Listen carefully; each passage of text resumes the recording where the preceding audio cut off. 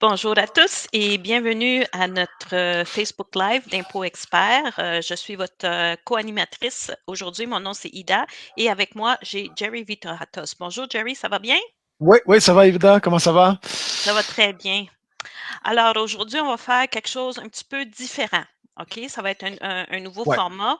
On va vous demander de poser vos questions un petit peu plus tard, pas tout de suite, parce que là, Jerry et moi, on est allés à notre équipe de soutien et on a demandé quels sont euh, les questions qui ont été posées plus souvent à date euh, à l'équipe. Alors, nous allons parler, on va faire un survol quand même. Jerry, tu vas nous expliquer un petit peu les dépenses Mhm, d'emploi, les mhm. cotisations d'un REER et ceux des années précédentes non utilisés, le RAP, le T4A, case 048, comment c'est référé aux dépenses d'emploi, ainsi que l'annexe J pour le provincial. Alors, Parfait. on va commencer. Oui. Si tu es prêt, alors on va commencer avec ce qui est plus simple. Le REER. Je sais, nous, sur YouTube, on a quand même une vidéo assez Oui. complet sur le Mhm. REER. Alors, je vais te demander de faire comme un survol de la saisie de données pour le REER et mentionner où on trouve les contributions antérieures, où il faut les indiquer sur le formulaire dans le logiciel et comment compléter la section si on a un RAP, si on fait la contribution et quand on n'en fait pas de contribution réelle pour l'année. Parfait. Alors, OK. Donc, vas-y. ouais, je vais partager l'écran. Je vais te cacher pour 2 secondes, Ida, pour être capable de voir le logiciel. Donc, le voici. OK, donc la façon que ça fonctionne, premièrement, pour le REER, OK, c'est que vous devrez avoir dans ce cas-là la section pour le REER. Donc, vous avez par exemple cotisation à un REER limite. Donc ça, en premier lieu, implicitement, Impôt Expert va rajouter cette section-là si vous êtes dans l'âge que vous êtes admissible. Donc, par exemple, si vous avez plus que 71 ans, habituellement, le logiciel vous ne le verrez pas, vous allez le rajouter manuellement. Mais sachez que cette section-là est rajoutée automatiquement. Si vous ne le voyez pas par hasard, ben vous allez dans le montage de l'entrevue, vous descendez dans les déductions fiscales déductions fiscales courantes et vous cochez la case qui vous dit REER, RAP, REP, CELIAP. OK? Donc, ça, c'en est, si vous ne le voyez pas implicitement dans le navigateur de gauche, dans le logiciel. Mais sachez que ordinairement, vous l'avez ici dans cotisation à un REER limite. Donc, en premier lieu, ça prend évidemment votre plafond. OK, votre plafond déductible pour vos REER. OK, donc ça se retrouve dans 2 emplacements. Vous allez le retrouver soit dans les avis de cotisation, soit directement dans le portail Mon dossier de l'ARC. Donc, c'est là-dedans que vous allez retrouver votre plafond admissible. Donc, vous saisissez, par exemple, le montant indiqué par le gouvernement. OK. Et finalement, après ça, vous indiquez le nom de l'émetteur et vous indiquez la cotisation que vous effectuez, que vous voulez déduire dans la déclaration de revenus. OK. Donc, c'est là-dedans que vous allez le saisir. OK? De là, si vous voulez, par exemple, limiter le montant que vous voulez déduire dans la déclaration de revenus, sachez que vous allez dans déduction de REER, ici, laisser en blanc. Et là, si vous laissez en blanc, le logiciel va prendre le maximum du montant que vous avez contribué. Sinon, vous cessez le montant que vous voulez déduire et le logiciel va reporter à l'année suivante.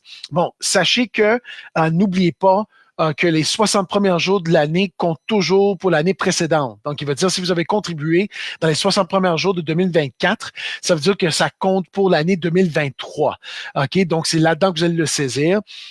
Et c'est pour cela que le logiciel vous demande cette question-là pour 2023. OK? Euh, donc, qui va dire que si, par exemple, pour les 60 premiers jours de 2023, vous ne les avez pas déclarés en 2022, il faut, dans ce cas-là, rajuster vos déclarations de revenus. Il faut faire un rajustement de votre déclaration de revenus ou aller sur le portail Mon dossier de l'ARC et déclarer vos contributions pour 2022 pour les reporter en 2023. OK? Parce que la période de contribution pour l'année, par exemple, pour l'année 2023, c'est le 2 mars 2023 au 21 février février 2024. Ça, c'est la période de contribution. OK, dans ce cas-là. OK, bon.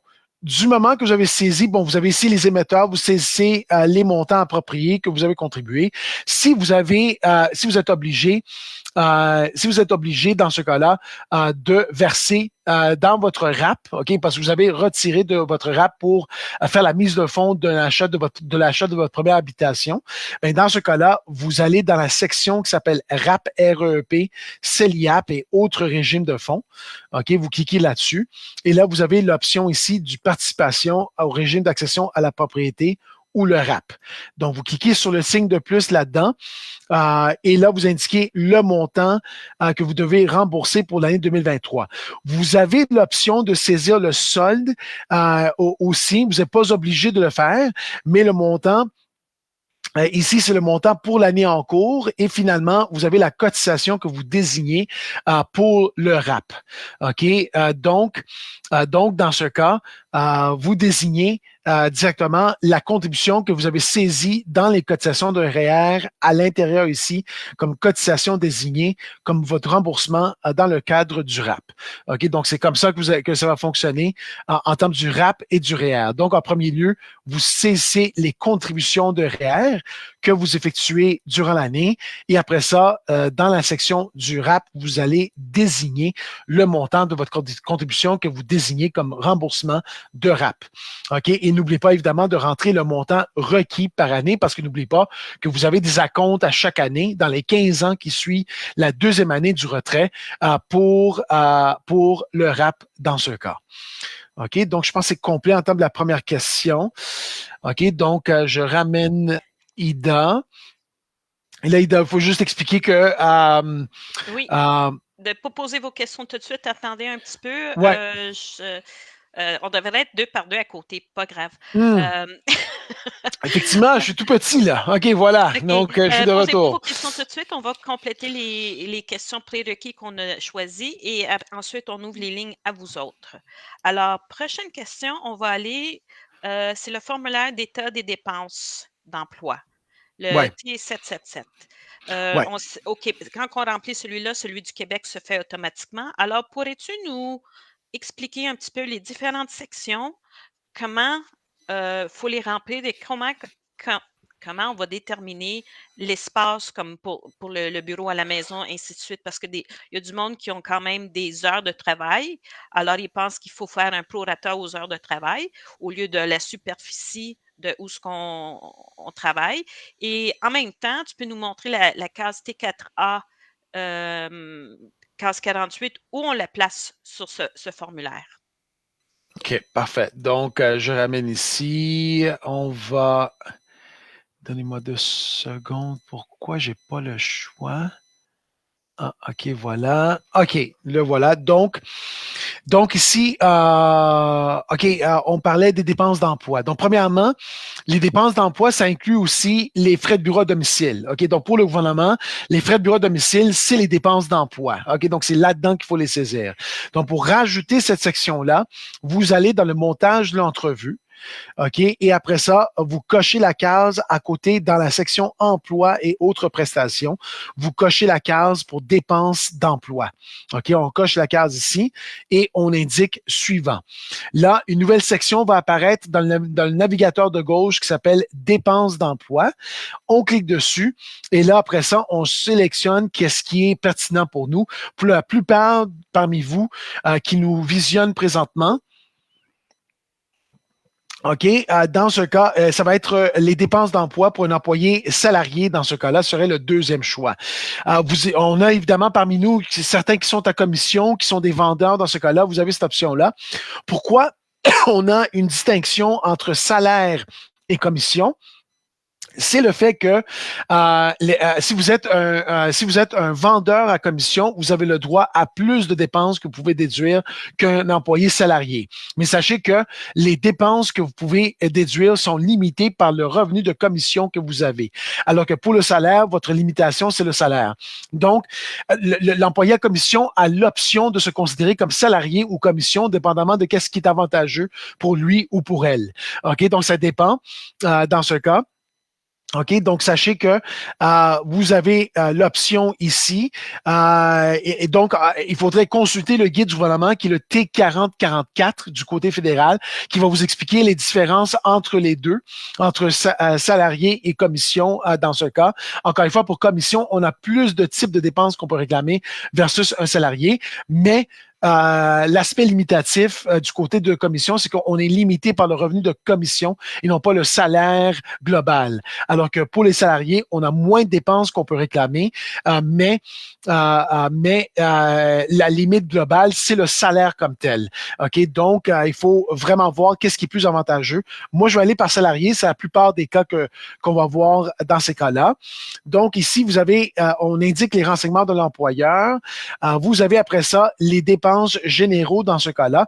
Puis ça, on ne parle pas encore de frais de bureau à domicile. OK? On parle vraiment de frais généraux. Et n'oubliez pas que les dépenses d'emploi, c'est quoi, effectivement? Ce sont des dépenses que vous avez engagées, que votre employeur ne vous a pas remboursées. OK? Donc, vous êtes obligé d'engager ces dépenses-là. OK, vous êtes obligé d'engager ces dépenses-là sans être remboursé par votre employeur.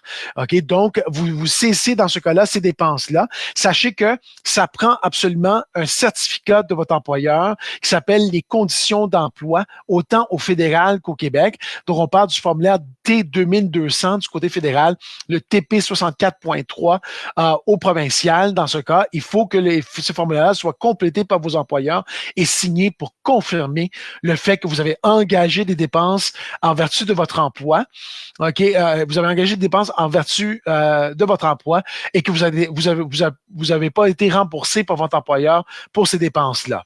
OK, donc vous avez tous les types de dépenses qu'on peut saisir ici. Donc, vous voyez ici salaire et traitement, frais de déplacement, etc., etc., etc. Bon.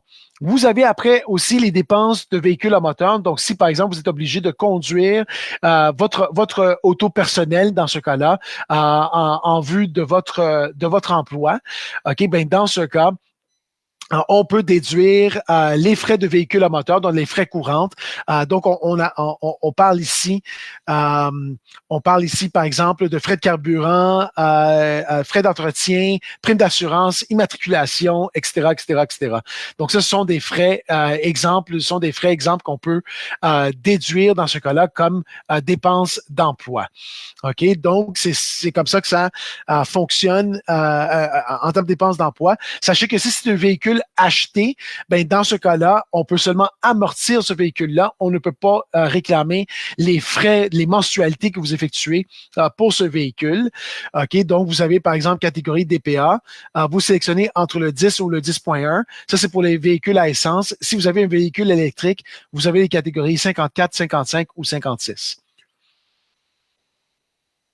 Bon, aussi, ça prend le kilométrage que vous avez parcouru durant l'année, puis ça, vous êtes obligé de le faire pour au moins un quart de l'année.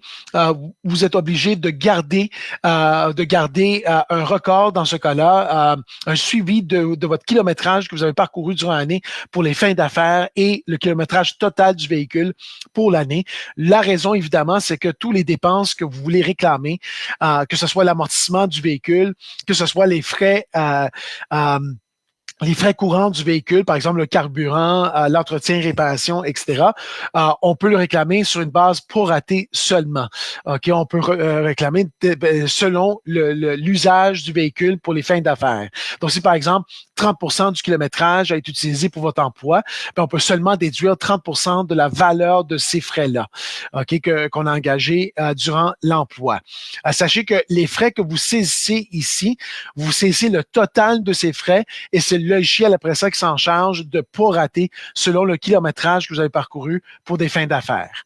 OK? Donc, c'est comme ça que ça fonctionne en termes des frais de véhicules à moteur. Si on a deux choix pour les frais de véhicules à moteur, c'est soit acheter ou soit louer dans ce cas. Donc, pour la location, on peut déduire les mensualités qu'on a effectuées pour le véhicule dans ce cas. Oups, excusez-moi. Juste fermer mon courriel 2 secondes. Voilà. OK, donc, on peut déduire dans ce cas-là les mensualités, mais on est plafonné à un certain montant de mensualité. On ne peut pas dépasser un certain montant de mensualité dans ce cas. OK? Bon, après ça, on arrive évidemment aux frais de bureau à domicile, qui serait le cas le plus fréquent que vous allez avoir de dépenses d'emploi. Donc, quand vous cherchez les frais de bureau à domicile à déduire, c'est vraiment dépenses d'emploi que vous cherchez dans le montage d'entrevue. Donc, c'est là-dedans que vous allez le retrouver. Sachez que, en premier lieu, il faut déterminer le pourcentage de la superficie de votre bureau maison vis-à-vis la superficie de votre maison. OK? Donc, si par exemple, vous avez une chambre dédiée pour votre bureau à domicile, ben, vous prenez la superficie de cette chambre-là, vous la divisez par la superficie totale de l'immeuble, vous prenez un pourcentage de ce montant-là et vous cessez dans ce cas-là à l'opposé de ce montant-là. Exemple, si je détermine que ma superficie de mon bureau à domicile est à 10 dans ce cas-là, pour le pourcentage ici, j'indique 90 en termes pour les frais de bureau à domicile. Sachez que pourquoi on indique ce pourcentage-là? Parce que les frais de bureau à domicile, on peut seulement les réclamer au prorata, dépendamment de la superficie de votre bureau vis-à-vis le bureau excuse-moi, l'immeuble au total. Donc, c'est sont quoi les frais qu'on peut réclamer en termes de frais de bureau à domicile? Ben, c'est le chauffage, l'électricité, entretien et réparation à un certain niveau, mais c'est très limité, téléphone et l'Internet dans ce cas-là. OK? Donc, téléphone, on pourrait inclure, par exemple, non, on a ici frais d'accès à l'Internet résidentiel. Donc, on peut tout réclamer. Donc, téléphone, évidemment, c'est le cellulaire dans ce cas-là. Et sachez que l'employé à commission peut réclamer les primes d'assurance et les taxes foncières dans ce cas-là, alors qu'un salarié peut réclamer seulement le loyer en termes de frais de bureau à domicile. Du moment que vous indiquez tout cela, vous indiquez le total de ces frais-là, c'est le logiciel qui s'en charge de prorater après. Sachez que à partir de 2023, le gouvernement s'est départi de ce qu'on appelait la méthode à taux fixe. On ne peut plus réclamer cette méthode-là. OK, on peut plus réclamer cette méthode-là, mais dorénavant, qui était le 2 déduction de 2 par jour. Ça n'existe plus. Là, il faut vraiment saisir il faut vraiment saisir le détail des frais admissibles selon la loi à l'impôt sur le revenu. OK, donc ça, c'est les frais de bureau à domicile que vous voyez ici. J'avais mentionné que ça prenait des conditions d'emploi de votre employeur pour être capable de réclamer les dépenses d'emploi. Donc, vous avez ici les conditions du fédéral et vous avez les conditions du Québec. OK? Donc, vous le complétez dans le logiciel selon qu'est-ce que le gouvernement, ce que votre employeur a répondu sur ces formulaires-là.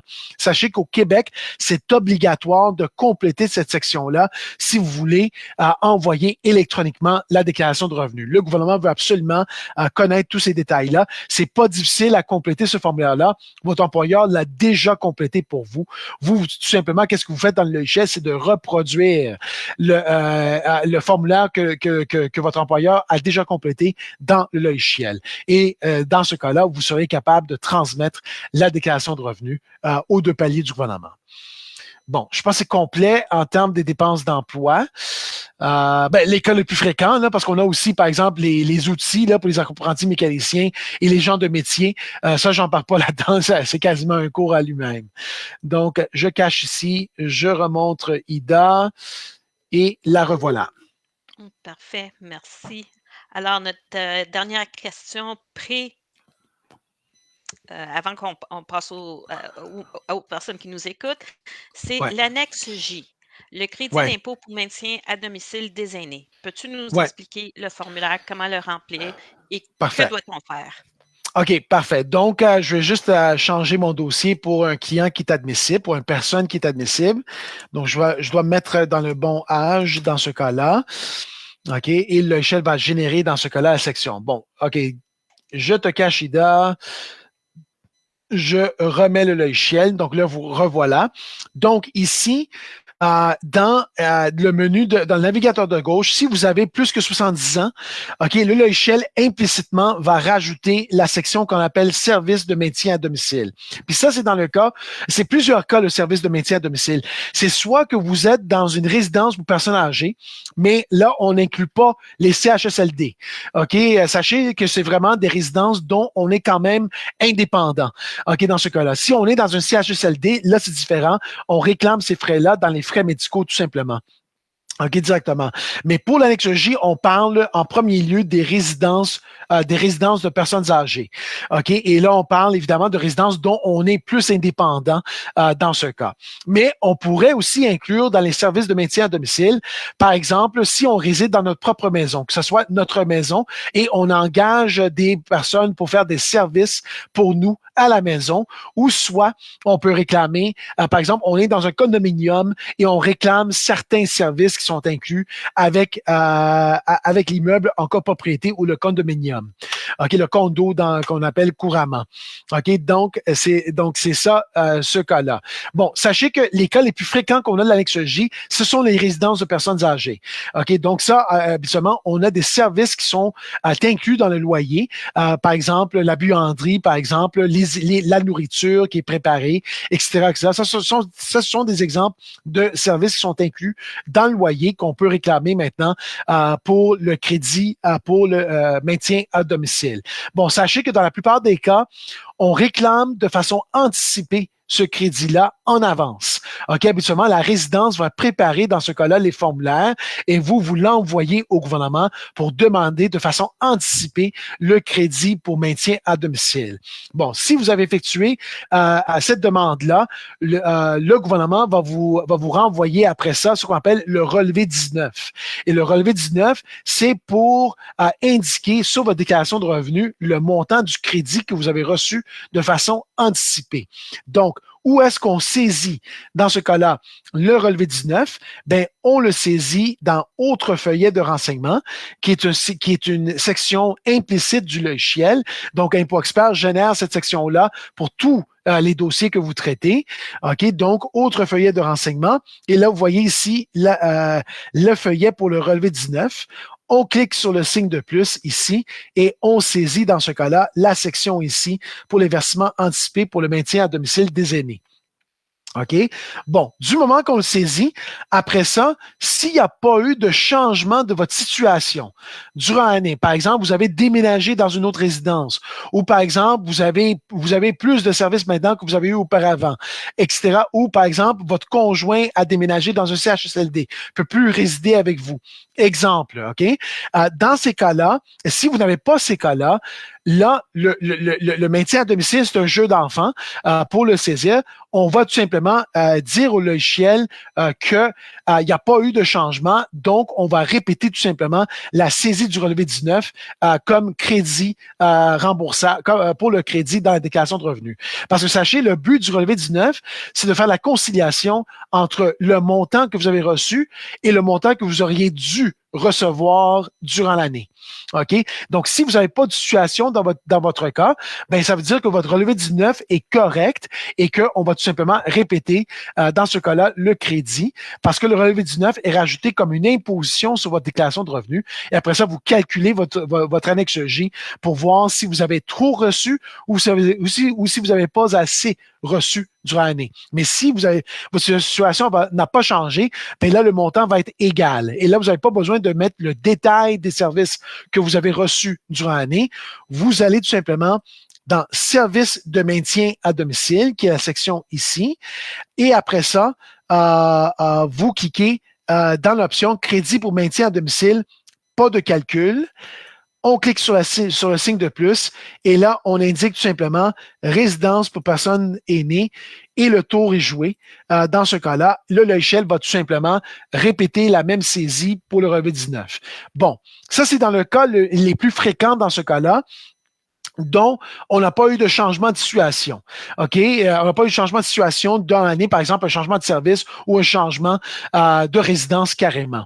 Bon, si c'est pas le cas, si on a eu un changement dans ce cas-là, OK, ben, dans ce cas, on doit aller dans la section où vous habitez dans une résidence privée pour aînés.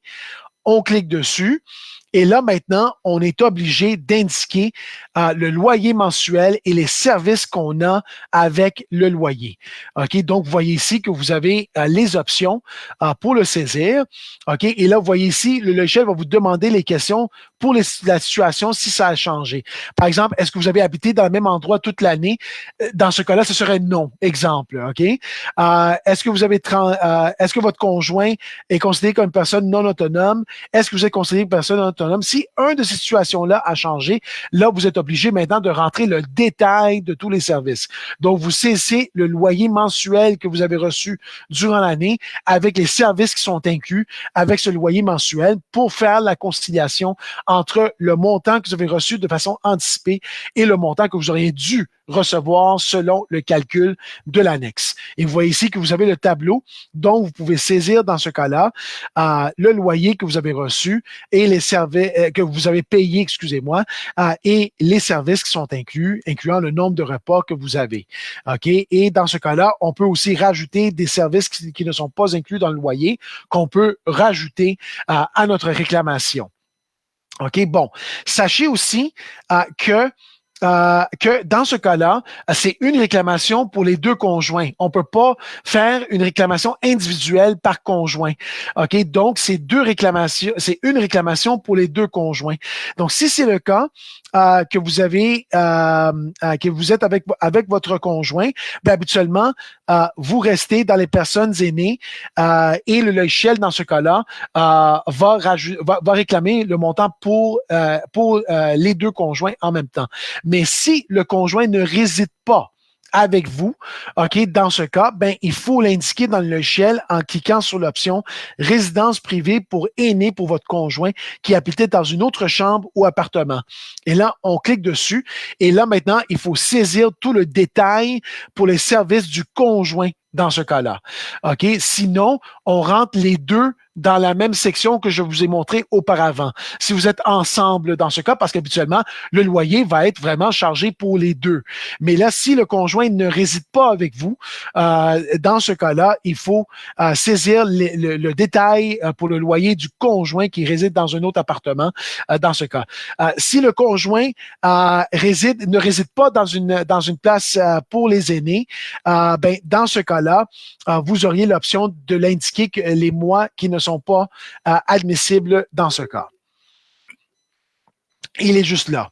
Donc, exemple, si le conjoint réside dans sa propre maison ou si le conjoint est dans un CHSLD, bien là, on coche les cases pour les mois dont le conjoint ne réside pas dans une résidence pour personnes aînées. OK? Donc, c'est la façon de saisir dans ce cas.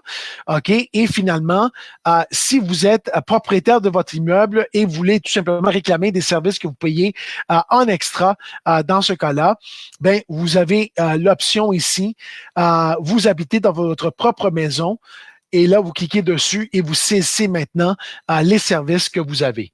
OK?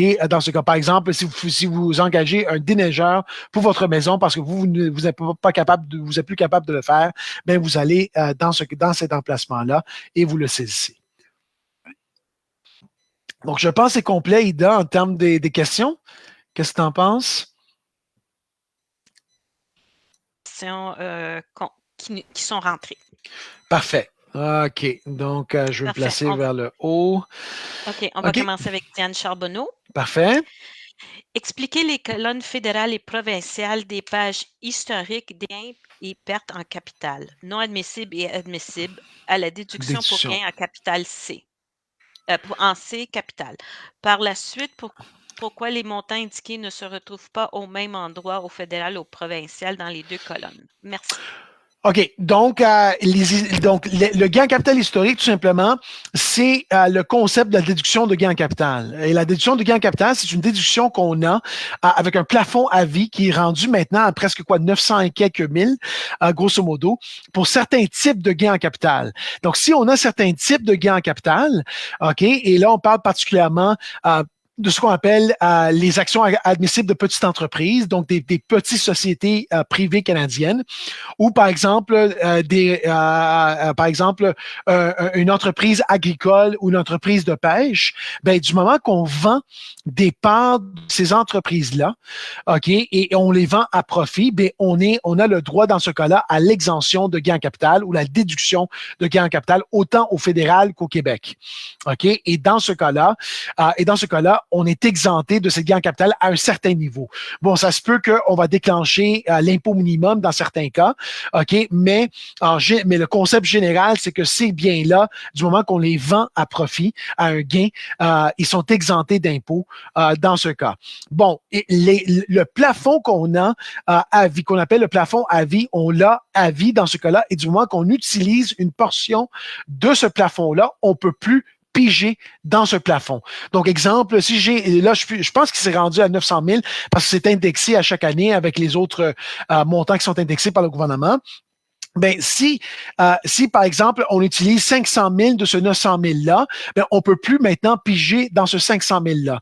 Donc, l'historique du gain en capital, c'est pour retracer le montant qu'on a déjà utilisé pour l'exemption de gain en capital ou la déduction pour gain en capital. Donc, ce sont des montants très importants, particulièrement pour les entrepreneurs de société par action ou, par exemple, des entrepreneurs agricoles ou des entrepreneurs de pêche. OK? Parce que, encore une fois, les ventes de ces entreprises-là à profit sont exemptées. Mais l'exemption, on peut seulement l'utiliser une fois à vie. On ne peut pas l'utiliser après ça. Donc, du moment qu'on a utilisé une portion, on ne peut plus la réutiliser, qui veut dire qu'on doit traquer, évidemment, ces exemptions-là qu'on a réclamées durant les années. OK? Donc, le voilà. Donc, ça, c'est le concept en termes de l'historique de gain en capital. Parfait. On va passer à M. Gagné. Mm-hmm. Cotisation de 2022 versée en vertu du régime d'assurance médicaments du Québec, qui est l'annexe K, Mm-hmm. non déduite. Au niveau fédéral, la cotisation de 2022 ne peut être réclamée au titre des frais médicaux qu'en 2023. Sur la déclaration du Ouais. Québec. Explication. Alors, peut-être lui aviser comme le pourquoi. Ben, tout simplement, c'est que au provincial, l'annexe K, l'annexe, quand on dit non 18, j'assume qu'on parle des frais médicaux, là, qu'on veut réclamer le montant qu'on paye comme assurance médicaments à la RAMQ, exactement. C'est un frais médical admissible. Bon, au Québec, c'est assumé que l'année en cours, ça a été payé le 31 décembre 2023. OK, qui veut dire que on l'inclut, on réclame l'annexe K dans la déclaration de revenus de l'année en cours qui est 2023. Au fédéral, c'est quand le montant a été réellement payé. OK, qui veut dire que quand on produit la déclaration de revenus, c'est quand on verse ce montant-là, qu'on paye ce frais-là, qui veut dire qu'on peut seulement le réclamer dans l'année calendrier qu'on a réellement payé ce montant-là. C'est pour ça qu'on a la distinction entre les deux gouvernements dans ce cas. Donc, c'est pour ça qu'au fédéral, les frais qu'on a payés en 2023 vont être applicables seulement pour 2024. Et qu'est-ce qu'on réclame en 2023? C'est l'année 2022 parce que c'est quand on produit la déclaration de revenus, l'année calendrier suivante, qu'on paye ce montant-là. Et c'est pour cela que le gouvernement le reconnaît seulement dans l'année qu'on paye. Alors qu'au Québec, le Québec va assumer tout simplement que le montant a été payé au 31 décembre de l'année en cours, qui veut dire on le réclame immédiatement dans la déclaration de revenus. C'est là la distinction entre les deux. Oui, puis quand on utilise Impôt Expert, ça se fait automatique. On n'a pas besoin de faire de... Exactement, c'est Impôt Expert qui va reporter pour le fédéral automatiquement à l'année suivante. Parfait, on passe au prochain, c'est Ben. Dans la rubrique scolarité, études, prêts et bourses pour une personne à charge, quel est le montant à inscrire à la case crédit d'impôt pour solidarité reçu en 2023? Est-ce qu'il s'agit du montant qui est indiqué dans l'avis de cotisation reçu de l'ARC en juillet 23 juin 24, ou bien il faut calculer le montant reçu juste l'année 2023, soit du 1er janvier au 31 décembre? OK. Premièrement, c'est pas l'ARC, c'est Québec qu'il faut rechercher.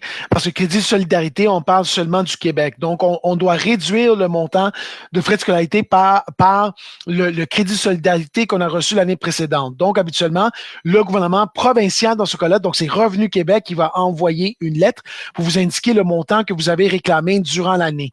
Donc, c'est ce montant-là qu'il faut saisir dans la saisie du logiciel pour réduire, dans ce cas-là, les frais de scolarité.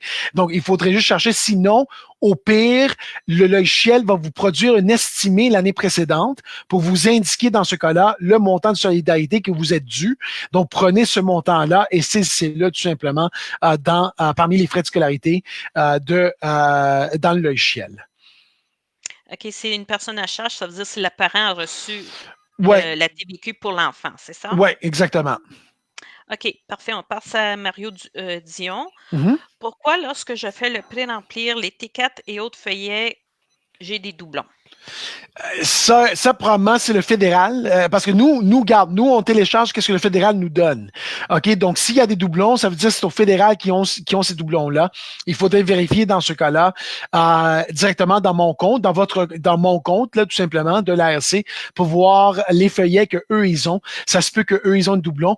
Ça se peut aussi que vous avez des feuillets amendés. Par exemple, le T4, ça pourrait être que ça soit amendé dans ce cas-là. Donc, il faudrait faire attention là-dessus, dans ce cas.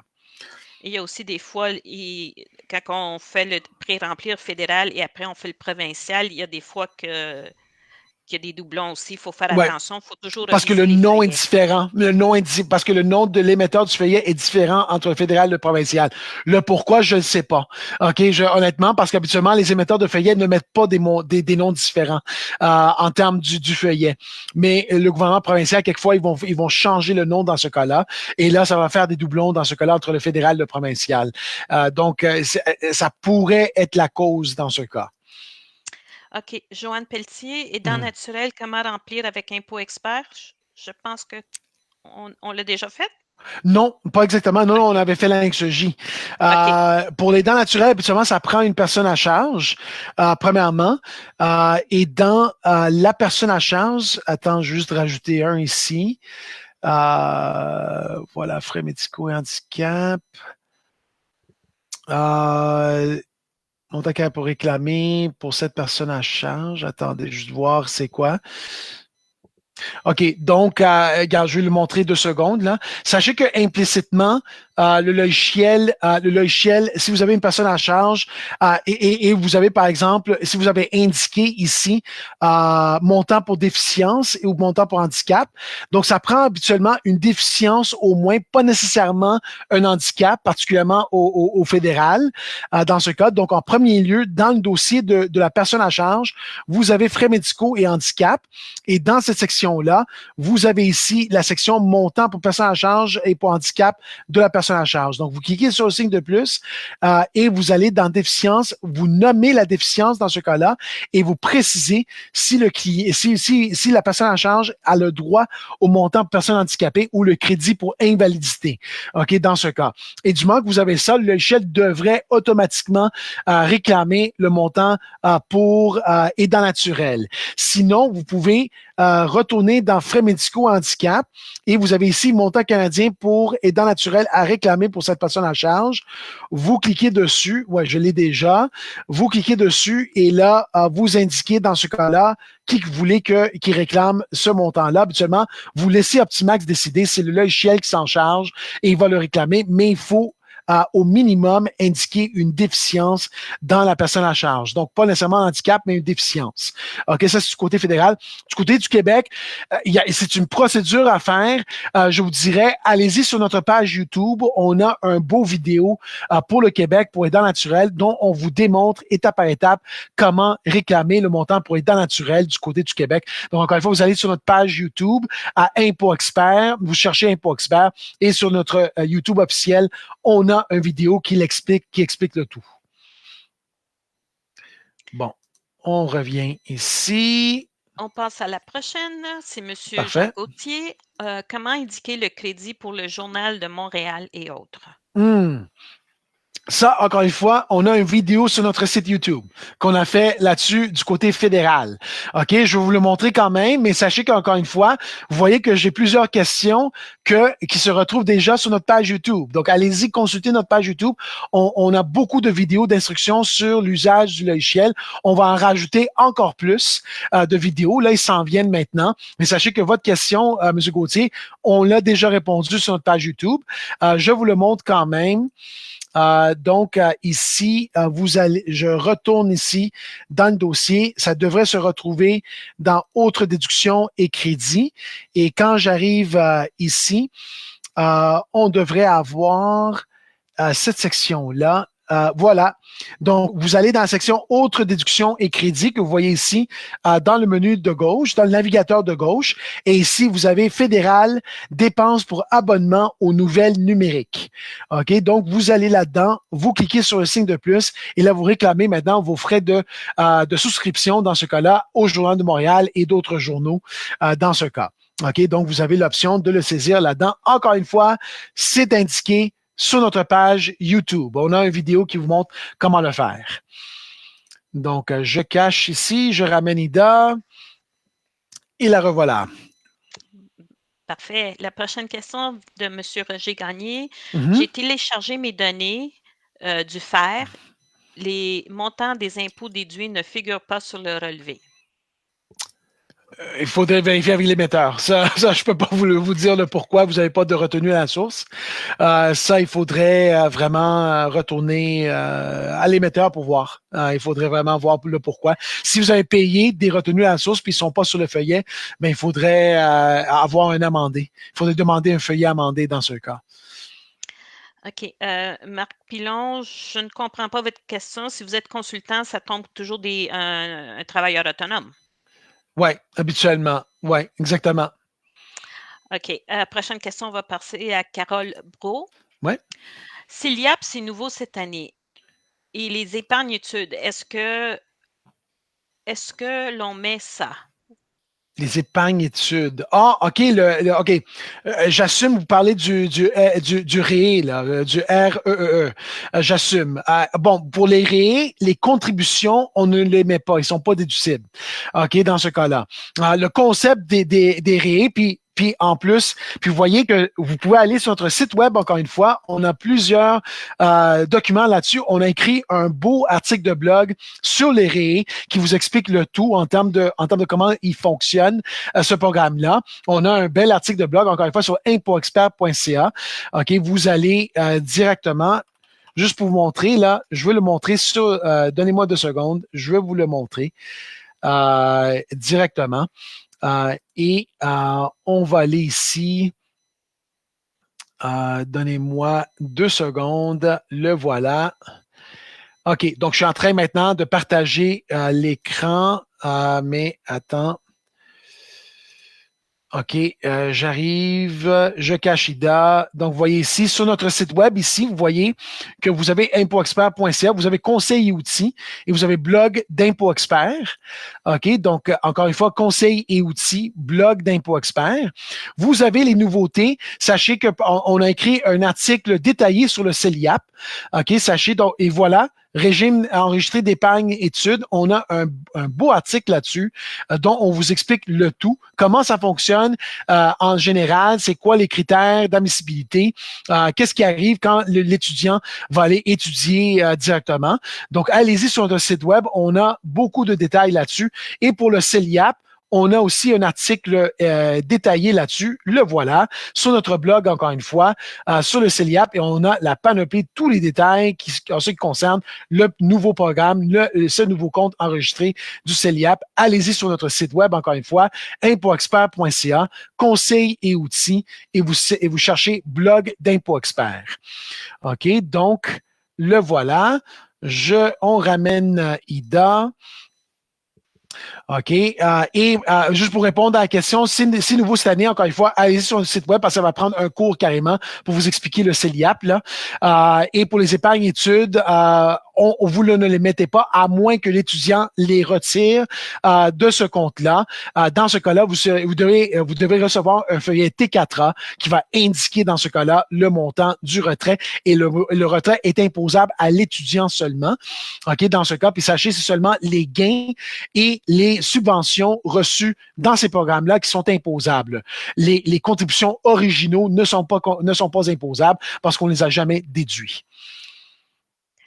OK. On passe à la question de Linda. Pour la Mhm, succession d'une personne décédée, combien de rapports d'impôt dois-je faire? mhm. La personne est à sa pension sans revenu à part de de les les rentes. rentes. Et si la personne décédée a une maison, doit-on déclarer la vente de la maison?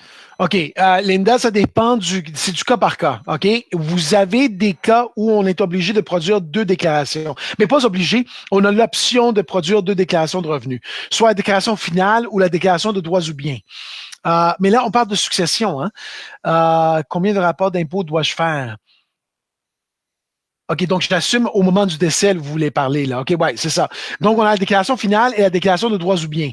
OK, donc ça dépend du cas, là. Si, par exemple, on reçoit des revenus après la date du décès qui était dû au contribuable avant son décès, ça se peut que vous allez avoir une déclaration alternative à produire qui est la déclaration de droits ou biens. Mais habituellement, ça va être une déclaration finale. Bon, en termes de la maison, oui, effectivement, vous avez une disposition réputée au moment du décès. Peu importe qui sont les bénéficiaires, que ce soit le conjoint ou que ce soit les enfants, par exemple. Donc, vous avez une disposition réputée à déclarer, mais il y a des fortes chances, si c'était la maison personnelle du particulier décédé, bien, dans ce cas-là, vous pouvez réclamer, vous pouvez désigner cette propriété-là comme résidence principale et vous exempter l'imposition du gain en capital. Si c'était le cas. Si c'est un immeuble locatif, ben dans ce cas-là, vous avez une disposition réputée. Si le transfert se fait au conjoint, vous disposez au PBR, donc au prix de base rajusté. Donc, il n'y aurait pas d'imposition dans ce cas-là. Mais si le bien a été, les héritiers sont les enfants ou une autre personne autre que le conjoint, ben dans ce cas-là, c'est une vente à la juste valeur marchande et c'est imposable dans la déclaration finale du défunt. OK? Donc, c'est comme ça que ça fonctionne dans le cas du décès. Prochaine question de Marcel. Mm-hmm. La subvention de 12 000 reçue pour les cours de soutien aux soins d'assistance est-il imposable à Revenu Québec et Revenu Canada? Ça dépend si c'est considéré une bourse ou non. Si la subvention n'est pas une bourse, oui, c'est imposable aux deux bords. Mais si elle est une bourse et si la personne était un étudiant à temps plein durant le temps, ben là, ça devient non imposable dans ce cas-là. Donc, il faudrait voir quel feuillet vous avez reçu pour la subvention. OK, dans ce cas. Si vous avez reçu une T4A avec la case 105, c'est une bourse. Si vous avez reçu une T4A avec n'importe quelle autre case, là, ça devient une subvention imposable dans ce cas. OK, on passe à Nassima. Comment je peux mettre les frais de garde et activités sur le conjoint qui a plus de salaire au niveau provincial? OK. Ben, au provincial, oui, parce qu'au fédéral, c'est le moindre revenu qui va les réclamer habituellement. Au provincial, vous avez le choix entre qui va réclamer ces montants-là.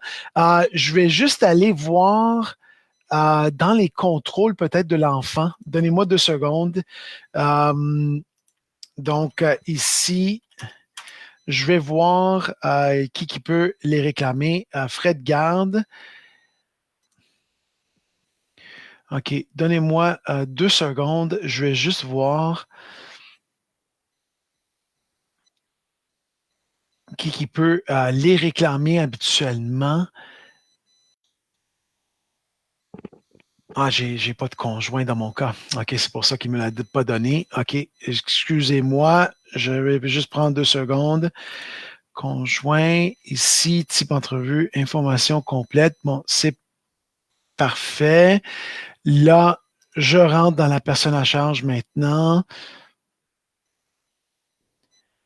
OK, je vous reviens là-dessus. Je me souviens pas exactement c'est où. En termes des frais de garde.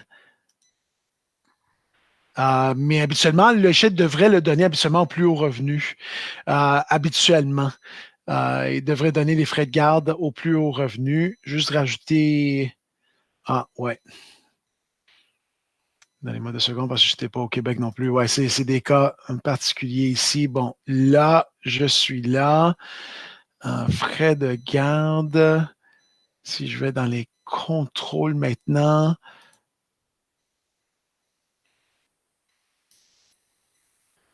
Oui, ça va être dans la section contrôle, là. C'est là-dedans que vous allez préciser au logiciel.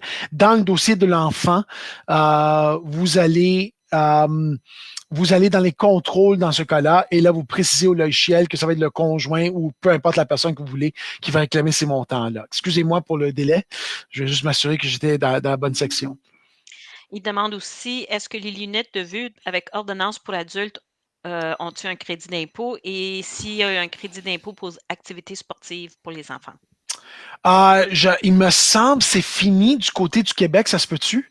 Oui, Euh, ça fait un petit bout de temps, je pense que c'est fini. Ça fait quelques mais années. je l'ai encore. Et sinon, je pense que c'était 2023 qui était la dernière année, ça se peut-tu? Je pense, Ouais. ça se peut, oui. Oui, exactement. Donc oui, on peut les réclamer du côté du Québec au fédéral. Ça fait 10 années que ça a été enlevé. Donc, encore une fois, c'est dans le dossier de l'enfant. Si l'enfant a l'âge requis pour réclamer ce crédit-là, dans le navigateur de gauche, vous allez avoir une section qui s'appelle tout simplement Activités sportives et récréatives pour enfants. Vous cliquez dessus et là, vous cessez le montant tout simplement. Donc, il y a des Et activités. les Puis je lunettes? pense, et les lunettes, oui, on peut les réclamer. Les montures, on peut les réclamer, mais c'est lié au Québec, vous êtes limité à 200 $. Donc, dans les frais médicaux, dans la saisie du logiciel, vous allez avoir une saisie spéciale seulement pour les montures de lunettes. Et là, vous cessez le frais qui a été payé pour les montures seulement. Et là, le logiciel va limiter au Québec à 200 $ parce que c'est la règle du côté du Québec. Et il pose aussi la question s'il y a une option pour dire au logiciel pour faire l'optimisation, mais ça se fait automatique. Automatique, ouais. Vous allez dans les contrôles. Habituellement, vous allez dans la section qui s'appelle contrôle, et c'est là-dedans que vous pouvez choisir comment le logiciel va le traiter. Sinon, vous allez directement, dans le crédit comme tel là, que vous voulez contrôler, et vous devez retrouver une saisie là-dedans pour contrôler le crédit comme tel. OK, on passe à la question de Luc. Pour les Parfait. dépenses d'emploi, si les taxes foncières ne peuvent pas être incluses, quelles autres taxes euh, peuvent y être?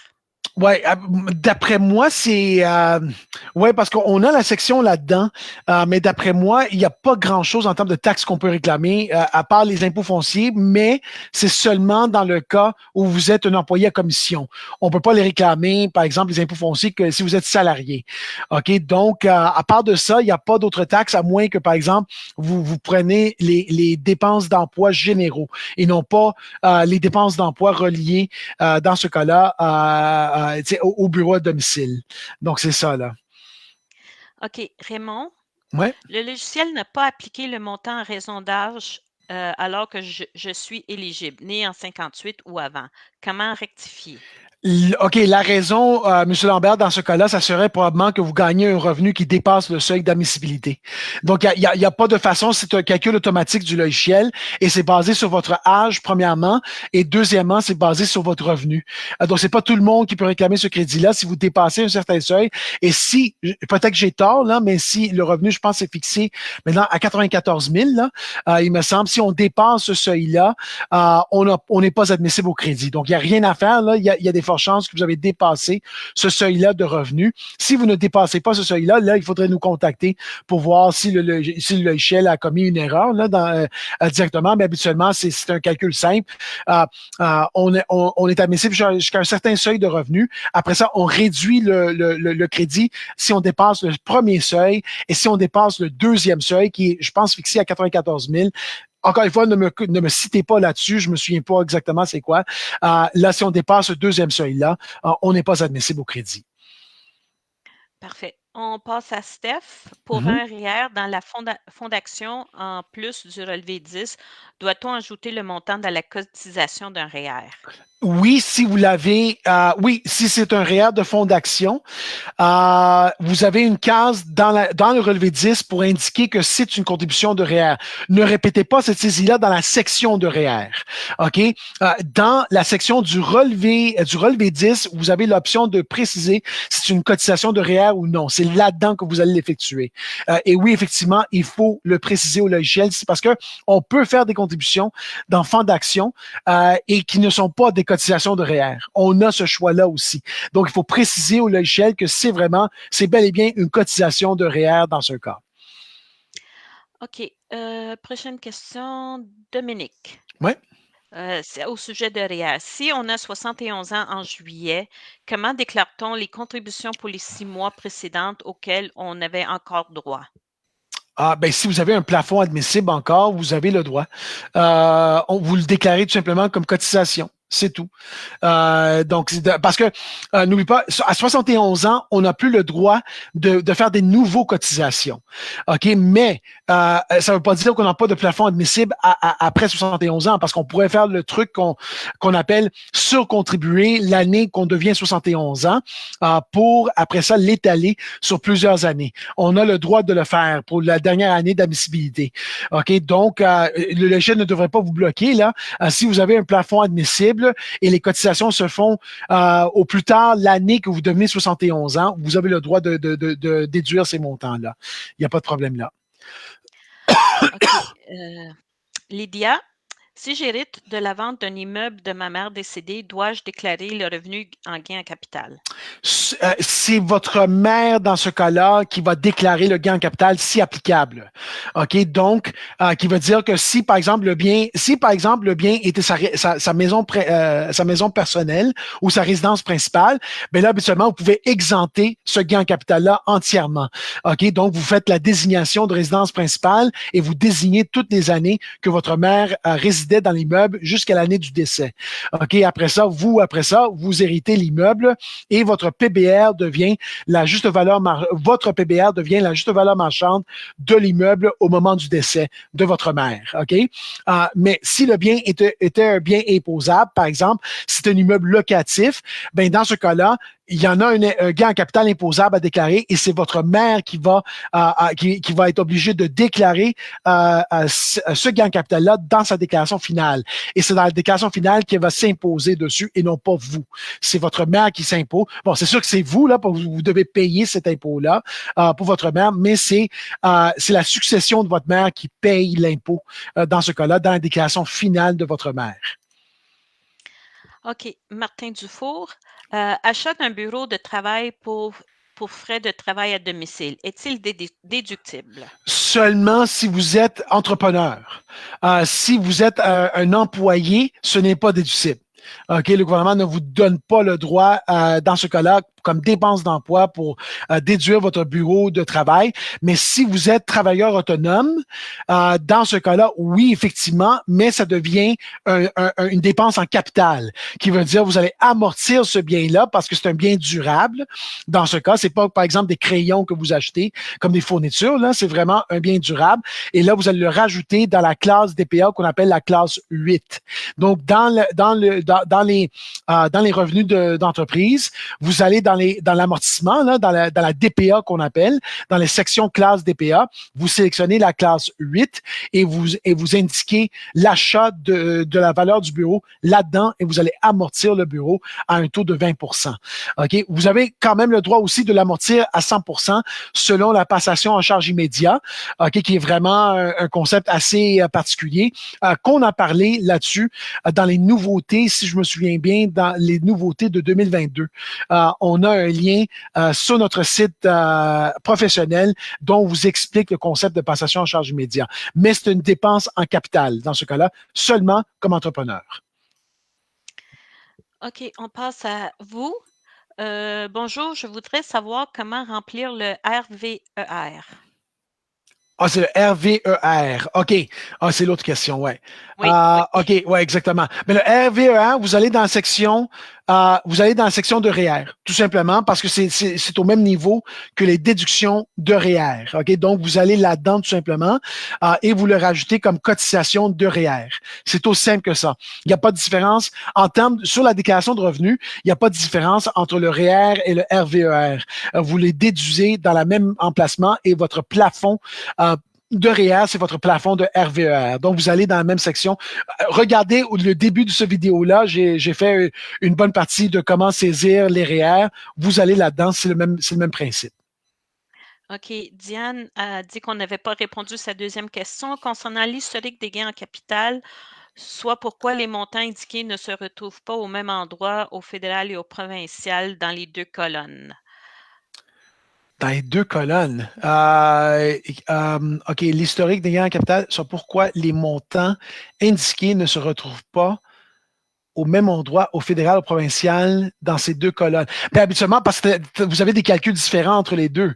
Ça se peut que vous avez des exemptions que je vais réclamer différemment entre le fédéral et le Québec. C'est rare, mais ça arrive parce que, par exemple, l'exemption de gain capital, au Québec, on peut le réclamer sur d'autres montants, par exemple, des biens en ressources. Alors qu'au fédéral, ce n'est pas admissible. Je pense que c'est ce cas-là, c'est la raison pour laquelle on a deux emplacements différents entre le fédéral et le Québec.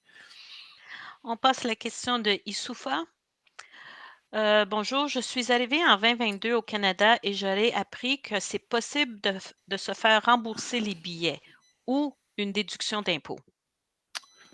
D'après moi, non. Monsieur Asselic, d'après moi, non. Je peux pas y penser à une place que vous pouvez le déduire à moins d'une entreprise, mais même pas, là, parce que vous n'avez pas commencé votre entreprise avant d'arriver au Canada.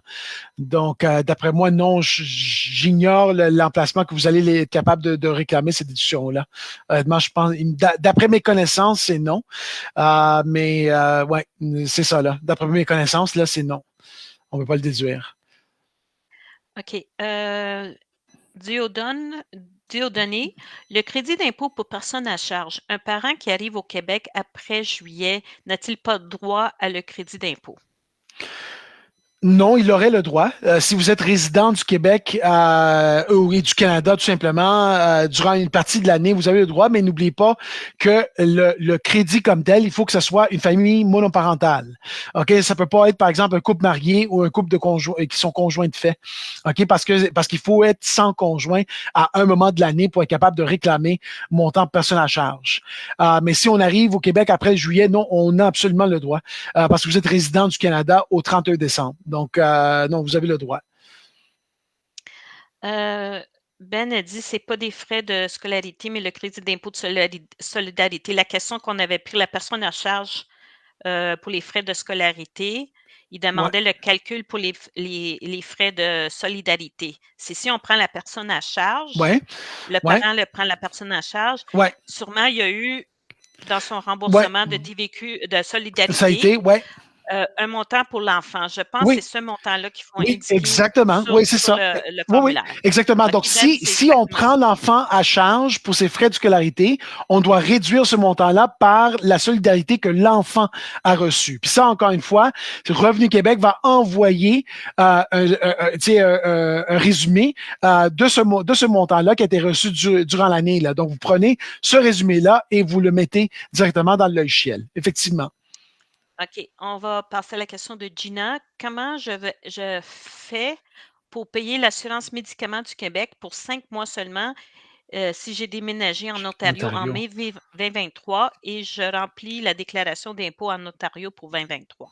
OK, ça, Gina, c'est une déclaration spéciale qu'il faut produire, vous allez produire pour le Québec seulement, OK, et donc vous allez déclarer l'annexe K, OK, et donc ça va être une déclaration papier à Revenu Québec, et là, le problème, c'est qu'il faut déclarer les revenus sans payer l'imposition, parce que vous n'êtes pas imposé au Québec maintenant sur vos revenus, parce que vous êtes résident de l'Ontario au 31 décembre, mais le gouvernement a besoin, dans ce cas-là, des revenus pour déterminer l'annexe K. Donc, moi, ce que je ferais, tout simplement, ça serait produiser une deuxième déclaration d'impôt expert dont vous faites semblant que vous êtes résident du Québec, à la fin de l'année. OK?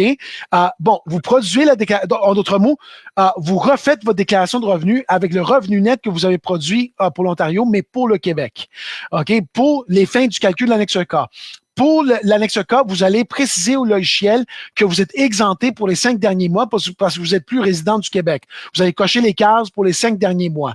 OK? De là, quand le logiciel va produire cette déclaration de revenus, là, vous allez seulement sortir l'annexe K. OK? Ça prend seulement l'annexe K que vous allez prendre avec une lettre explicative que vous avez expliqué au gouvernement que vous n'êtes plus résident du Québec, vous êtes résident de l'Ontario, mais que vous voulez payer votre annexe K.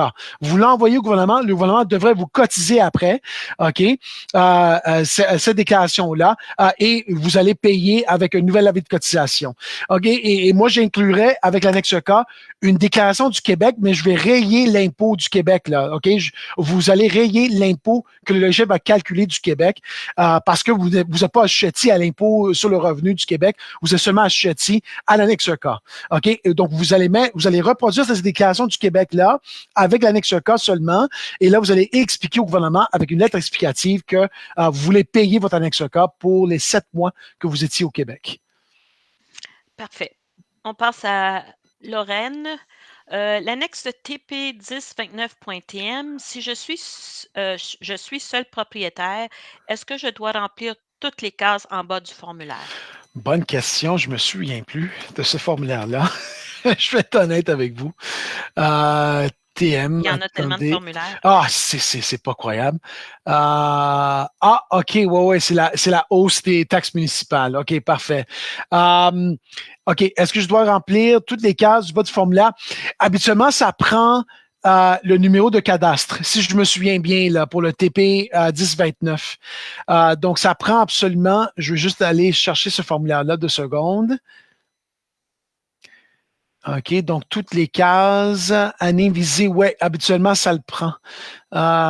C'est le numéro de cadastre, comme je l'avais mentionné auparavant, là, c'est le rôle d'évaluation que ça prend, là. C'est seulement ces cases-là que ça prend, là, mais habituellement, c'est juste une saisie que vous allez effectuer. C'est pas une saisie difficile parce qu'habituellement, sur vos impôts fonciers, le calcul a été déjà fait. Donc, ça prend habituellement ces renseignements-là. Myriam voudrait savoir si on va refaire d'autres sessions de Facebook Live Oui, d'ici absolument. On le a 30 essayé quelque avril. chose de nouveau. Oui, on a essayé quelque chose de nouveau aujourd'hui pour répondre à certaines questions qui nous viennent présentement dans le soutien. Là, puis on voulait désengorger un peu le soutien pour apprendre à vous apprendre un peu ces saisies-là parce qu'on a beaucoup de questions là-dessus. Mais absolument, on va faire au moins un. Là. On devrait en mesure de faire au moins un jusqu'au fin de l'année, même deux. Ça dépend là. On va voir. OK. La prochaine question, c'est de Tremblay. Ouais, Ma fille a eu 18 ans en octobre 2023. ouais. Dois-je la laisser comme personne à charge ou bien comme adulte supplémentaire? Ça dépend. Ça dépend. Si vous réclamez encore des montants de la part de votre fille, par exemple ses frais de scolarité excédentaires, ben vous la laissez dans ce cas-là dans votre dossier. Mais si votre fille est indépendante, donc par exemple elle ne réside plus avec vous, elle paye elle est indépendante complètement, là vous pouvez la sortir carrément et là elle peut réclamer ses propres montants. Mais si parce que même à 18 ans, vous pouvez quand même réclamer des montants de sa part. Par exemple, les frais de scolarité, c'est un exemple de qu'est-ce que vous pouvez faire. Donc, si c'est le cas, vous la gardez comme personne en charge. Si c'est pas le cas, s'il est déjà déménagé de vous, elle était indépendante maintenant, ben vous allez la créer comme sa propre chef de famille. Donc, je pense qu'on va OK. pas quoi trois autres questions parce qu'on Ben, a il reste pas dépassé pas il mal. en reste pas beaucoup. Mhm. On va quand même les passer vite, vite. Parfait. Nad, comment passer la déduction pour amortissement pour la rénovation effectuée dans le logement loué, des logements loués? Comment passer déduction pour amortissement pour les rénovations effectuées dans les logements loués? Ben, c'est dans le revenu locatif. Donc, 2 secondes, je vais le montrer dans le logiciel. Donnez-moi 2 secondes. Ida, je te cache. OK, je vais rajouter un immeuble locatif dans mon cas. Ici, donc revenu de biens locatifs. OK, et là, vous voyez, j'ai la section ici, revenu de location. Donc, je vais rajouter un T776. Et là, en rajoutant, vous voyez ici que j'ai DPA comme section. Vous le voyez ici parmi les sections pour le revenu de location. Donc, je clique sur DPA ici. Et là, quand je clique sur DPA, là, je choisis maintenant la catégorie. OK? Donc ici, l'immeuble, par exemple, ça serait la catégorie 1. Les équipements, par exemple, le mobilier ou le matériel serait la catégorie 8. Je vous donne un exemple, là. Ça serait, si vous si vous incluez un frigo ou des meubles avec, ou une poêle, par exemple, avec l'immeuble locatif, ben, vous le réclamez parmi la catégorie 8. Donc, ça, c'est les exemples que vous pouvez, pour les amortissements. Donc, c'est là-dedans, c'est la section qu'on appelle DPA, que vous allez utiliser pour amortir ces biens-là. Donc, je ramène Ida et la revoilà. OK, on passe à la question de Luc. Pour un Parfait. employé salarié à temps partiel et qui fait du télétravail, disons 2 jours par semaine, comment gérer le pourcentage des frais d'électricité, par exemple? Le problème, Luc, c'est que dans ce cas-là, je pense pas que vous rencontrez le critère pour les frais de bureau à domicile, parce qu'habituellement, le critère de base pour être capable de le réclamer, c'est que l'employé passe plus de 50% du temps chez lui là, pour effectuer son travail. Donc, vous avez 2 jours par semaine. D'après moi, vous ne rencontrez pas ce critère-là de base, qui veut dire que dans ce cas-là, vous ne serez pas capable de le réclamer. Mais il est Euh, en temps partiel. Il est à temps partiel. Oui, oui. Temps partiel, comment gérer le pourcentage de frais d'électricité, par exemple? Oui, ça devient difficile là, dans ces cas-là. À moins qu'il a un certificat, condition d'emploi, là, le T2200, euh, qui fait du S'il travaille télétravail. 2 jours sur 3, Ouais, là, il pourrait le rencontrer. Dans ce cas, comment gérer le pourcentage des frais? Tu peux pas gérer ça, là. Tu peux pas le gérer dans ce cas-là. C'est pour ça que le gouvernement te demande, dans ce cas-là, d'avoir un emploi plus de 50% du temps de chez vous, là, tu sais. C'est pour ça que le gouvernement met ce prérequis-là. D'après moi, il n'y a pas de façon de gérer dans ce cas-là. Puis ça, à temps partiel, je suis pas sûr que le gouvernement accepterait les frais de bureau à domicile, tu sais, à temps partiel, d'après moi. OK. Marilyn, Mhm. quelqu'un qui arrive le 26 décembre d'un autre pays, est-ce qu'il doit faire une déclaration au 31 décembre au Québec? Oui, si à ce moment-là, ils ont déjà établi leur lien de résidence permanent avec le Canada. OK, donc dans ce cas-là, oui, il faudrait produire une déclaration comme immigrant au fédéral et au Québec dans ce cas-là. C'est pas la date d'arrivée, c'est quand est-ce que la personne a établi de lien de résidence important avec le Canada et avec le Québec. Et du moment qu'ils rencontrent ce critère-là, ils deviennent résidents au 26 décembre et doivent produire les 2 déclarations de revenus comme immigrants. Prochaine question, Mactar. Si on a une assurance médicaments et qu'à la pharmacie, on paye un reliquat sur les ordonnances, le montant payé peut être mis dans les frais de médicaments. Et on paye reliquat sur les ordonnances. Oui, effectivement. Donc, premièrement, les frais que vous payez pour l'assurance médicaments est déductible aussi. On peut le réclamer.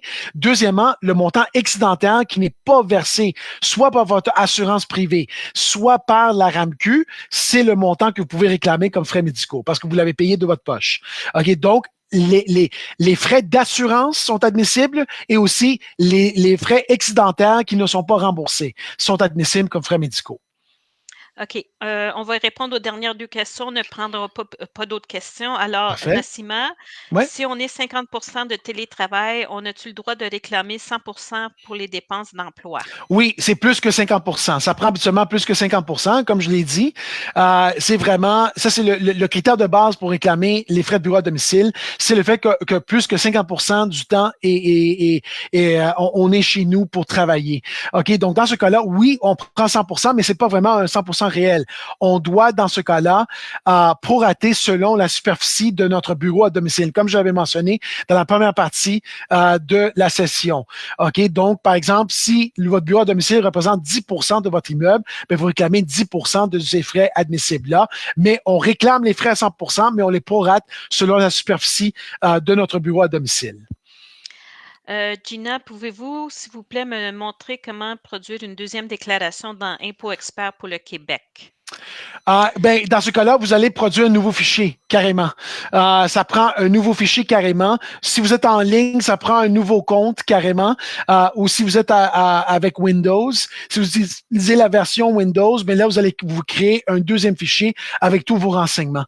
OK, c'est ça que ça prend, là. C'est vraiment soit un nouveau compte en ligne, soit un nouveau fichier. OK, c'est un nouveau fichier avec Windows. OK? Allons-y rapidement là, pour les. Oui, Ouais, Sina, est-ce Assina. que ma fille de 21 ans et étudiante à temps plein qui est à ma charge peut être déclarée comme personne à charge? Non, pas exactement. Ben, ça dépend qu'est-ce que vous réclamez. Premièrement, pour crédit pour personne à charge, c'est non parce qu'il a plus que 18 ans. Donc, ça, c'est fait. On peut réclamer les frais de scolarité excédentaires. Ça, vous pouvez le faire. Au Québec, ça dépend de son revenu. Ça se peut que vous pouvez prendre, non, même pas, je pense, autre personne à charge. 18 ans et plus, ouais, il y a des fortes chances que vous n'allez pas être capable de réclamer, non. Donc, c'est tout simplement les frais de scolarité excédentaire qu'on peut réclamer. Et la dernière question, Ouais, Chantal, j'ai déclaré les frais d'études en rattrapage scolaire cet cet été. été de mon Ouais. fils. C'est mon conjoint qui en a bénéficié. Plus gros salaire, je présume, mais mon fils a 16 ans, zéro revenu d'emploi. Dois-je faire sa déclaration? Ça dépend des frais. Faites attention, là. Les frais de scolarité que vous pouvez réclamer, c'est seulement postsecondaire. OK? Donc, un enfant de 16 ans, d'après moi, il n'est pas au postsecondaire, ton fils. Donc, ça, ces frais-là ne seront pas admissibles. Donc, si, par exemple, ce sont des cours de rattrapage, par exemple, pour l'école secondaire, ne sont pas admissibles, ces frais-là. Les frais de tutorat non plus ne sont pas admissibles. Les frais de scolarité qui sont admissibles seulement sont postsecondaires, qui veut dire cégep, université ou une école professionnelle, par exemple plomberie, électricien, etc., etc. Ce sont seulement ces frais-là qui sont admissibles. On m'a On dit, lui a dit oui. mais Chantal, tutorat, non, on peut pas. Chantal, c'est quel niveau d'études ton fils? C'est quel niveau?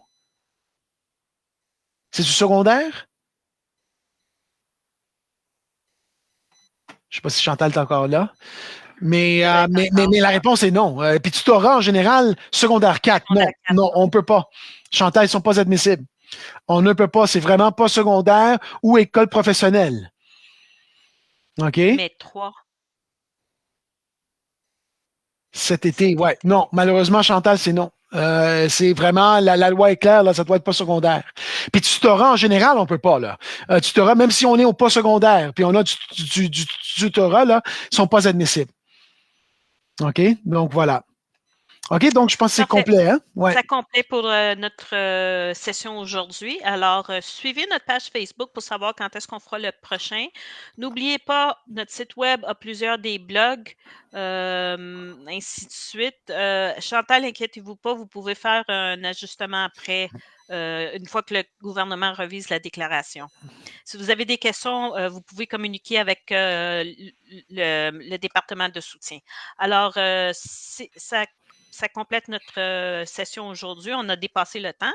Ouais. Alors, n'oubliez pas, on a quand même un site web qui a une panoplie d'informations, incluant une chaîne YouTube. Je vais les mettre dans les commentaires. Ouais. D'accord? Alors, merci beaucoup, Jerry. C'est un nouveau format. En passant, laissez-nous savoir dans les commentaires comment vous avez aimé le nouveau format. D'accord? Bon. Merci beaucoup. Merci. Merci. Au revoir. Merci, bonne Au journée. revoir, tout le monde.